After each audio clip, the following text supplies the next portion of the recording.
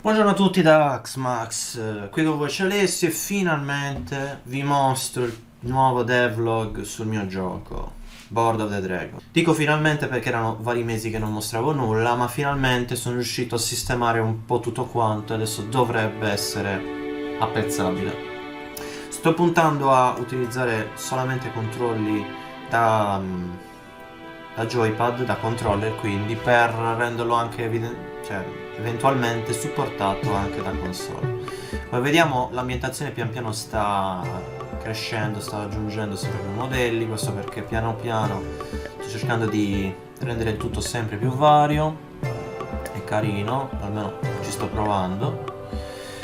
Poi differenza grandissima sono i personaggi finalmente animati e fatti con una proporzione che già mi piace di più, e col sistema di equipaggiamenti che vedremo dopo un po' più approfonditamente. In pratica, in base agli equipaggiamenti che abbiamo addosso, cambierà anche l'estetica.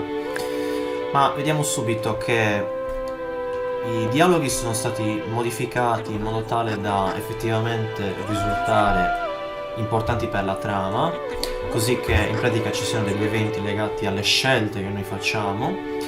Per esempio io qua ho la scelta o di pagare ma non ho abbastanza soldi, B è un evento di prova quindi non conta ma mi darà 50 monete, e C avremo la possibilità di attaccare il nemico in modo tale da sconfiggerlo, eventualmente acquisire i suoi equipaggiamenti ed eventualmente anche reclutare il nemico, dato che ci sarà questo sistema di raccolta dei nemici un po' alla Pokémon, ovviamente non uguale. Comunque scegliamo di combattere contro questo personaggio, contro questo NPC che è palesemente più forte di noi e mi distrugge istantaneamente. Il fight lasciamo perdere, è troppo difficile ancora. Ovviamente questo NPC era fatto per prova ed è di livello molto superiore al mio e quindi mi devasta con un colpo. In basso a destra vedete che c'è una linea. Questa rappresenta la zona dove appariranno gli eventi ambientali, per esempio hai ricevuto delle monete, oppure hai sbloccato un passaggio, hai aperto una via, è successo qualcosa nella mappa, hai trovato un tesoro. Insomma, ti fa vedere un po' tutto. Infatti vedete che dietro ci sono delle casse. Adesso, subito dopo questa interazione, vediamo che abbiamo possibilità anche di lootare le casse. Adesso sceglierò la B in modo tale che per l'evento mi dia 50 monete. Farò durare di più l'animazione che dura troppo poco. E comunque adesso ho modo di riparlare. Siccome ne avevo già 50 da prima e lei mi ha dato 50, ora ne ho 100 e posso decidere di prendere la prima scelta. Ok, poi chiaramente ci sarà la carta anche che mi mostrerà che ho speso 100 monete. Ora andiamo alla cassa e vediamo che possiamo interagire, si aprirà e mi darà un oggetto. Non ho l'icone, quindi ancora purtroppo sono quelle di base, quelle del Grinch piccolino. Ma adesso procediamo a vedere un po' anche gli altri personaggi. Adesso modificherò un attimo il salvataggio del gioco, dato che c'è già questa opzione, così che possa rivedere anche gli altri. Poi vedete anche che ho modificato un po' il fuoco, adesso sembra più gradevole.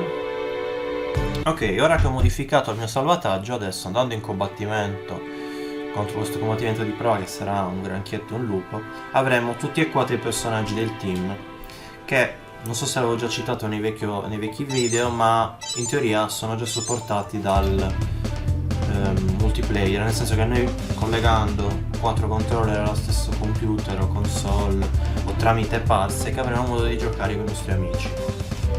E adesso per esempio controllo sempre Paladino, vedete che gli altri personaggi hanno dei vestiti diversi, questo perché ciascuno è equipaggiato con un equipaggiamento diverso e io potrei anche sostituirli e vedere gli altri vestiti, però adesso giusto per darvi un esempio non ve li farò vedere tutti. Ora posso magari fare un'abilità, sì, per esempio una palla di fuoco al lupo.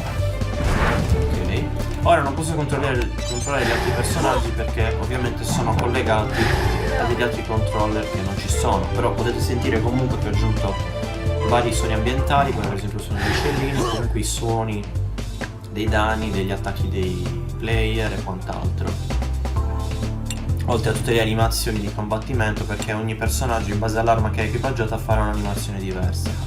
Io adesso per esempio dovrei aver equipaggiato una spada, anche se si vedono altre cose componentate, ma l'animazione sarà quella della spada. E il lupo è andato. Sì, insomma, abbiamo capito. E questa è la carta che ho generato per il gioco, che rappresenterà un po' tutte le carte contenute, quindi carte personaggio, carte nemico, carte di equipaggiamenti come armi, armature, accessori, eccetera eccetera. Poi ci tengo a precisare che in futuro in pratica il personaggio lo potremo livellare un po' come ci pare, perché ogni livello ci darà dei punti da attribuire alle caratteristiche che più vogliamo, e quindi potremo generare di volta in volta, di partita in partita, sia dei team, dei party diversi, sia delle avventure diverse, perché il mio scopo del gioco sarà quello di creare un'avventura con delle scelte che vanno a stravolgere completamente il percorso della storia. Per esempio, noi possiamo scegliere di andare in una direzione lasciando perdere magari un'altra, e quindi stravolgendo l'ordine degli eventi e cambiando completamente la trama che noi avremo, in modo da rendere anche il gioco molto più personalizzato, nel senso che ciascuno avrà la propria esperienza, e in modo anche che di partita in partita si abbiano delle situazioni diverse, che quindi venga voglia di provare le varie combinazioni, i vari eventi possibili della trama. Quasi quasi dimenticavo di mostrarvi che in gioco ho aggiunto anche la free cam, in modo tale da poter guardare un po' come ci pare i vari personaggi nella scena. Questo ci permette di avere un po' una visione d'insieme e di gestirci anche la telecamera come vogliamo noi. O in alternativa ripremere il tasto e ritornare alla visuale, diciamo, gestita da me, la regia. Ripremiamo select e torniamo alla visuale libera, quindi da questo punto di vista è parecchio comodo. Possiamo metterci l'inquadratura che più ci piace e combattere come vogliamo. Detto questo, io direi che ho mostrato grosso modo quello che c'era da mostrare, poi in caso vi aggiornerò con dei video brevi, dato che questo era comunque un video bello corposo. Niente, vi chiedo di condividere con tutti i vostri amici questo video, mostrarglielo per farmi avere delle opinioni e per invogliarmi a continuarlo, dato che siamo in questa fase abbastanza avanzata. Possibilmente spero che il prossimo devlog sia la demo, sia la presentazione della benedetta demo del gioco, e vi chiedo quindi anche di mettere un bel mi piace, di iscrivervi, condividere, commentare, entrare nel nostro Discord anche per avere aiuti, per chiedere qualsiasi cosa e per ricevere regali di Blender, quindi modelli 3D o il materiale dei tutorial e anche degli script per i vostri giochi. Dopo aver detto tutte queste cose, io vi ringrazio di avermi seguito fino a questo punto. Per me veramente è contato tantissimo il vostro supporto, veramente non ci sono parole per dirvi quanto vi sono grato. E niente, alla prossima da Xmax.